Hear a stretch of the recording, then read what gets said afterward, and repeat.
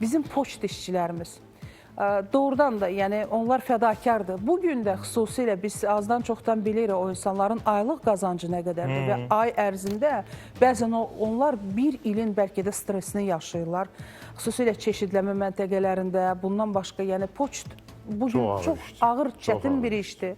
Çox çətin bir işdir dostlar və qeyd edim ki, poçt məktub markasız olmur. Məktubu markasız təsəvvür etmək və ümumiyyətlə qəbul eləməyəcək. Deyiləcəklə bunun üstünə mütləq onun markası olmalıdır və onun üstünə də möhür vurardılar ki, artıq bəli, həmin ünvana gedib çatacaq.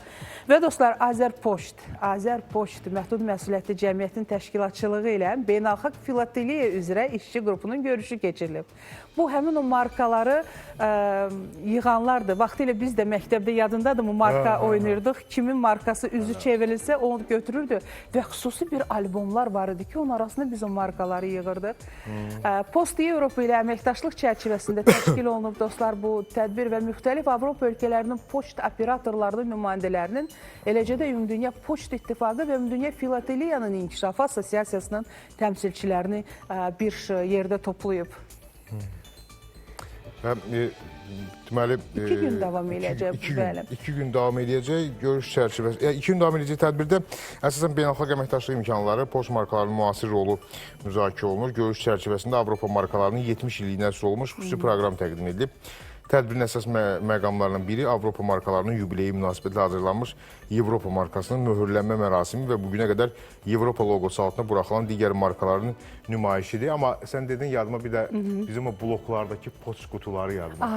Bəli. Aşağısında bir dəlikləri olur. Dəliklər, oradan gördüm ki, kağız görünür. Sevinirdi adam, bəli. Kimdənsə nəsə gəlib, bir qəzet gəlib, jurnal gəlib falan. Etibara bax, heç kimin də poçtuna götürmürdü. Düzdür, bağlı olan da orada, amma açıqlarına da heç kim qətiyyən dəymirdi. Yəni, qətiyyən dəymirdi.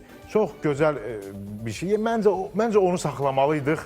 Nə bilim, indi hər halda bəlkə biz köhnədən qalmışıq, amma poçt doğrudan da gözəldir. İllər gələcək, bəlkə də müəyyən illərdən sonra bizim nəvələrimiz əgər bu markaları götürsə, bugün onlar qəpik quruşadır, amma vaxt gələcək ki, onlar ərşə necə deyərlər çəkiləcək, yoxa çıxacaq və böyük bir kolleksiyaçılar onları bəlkə də həraclarda alacaqlar.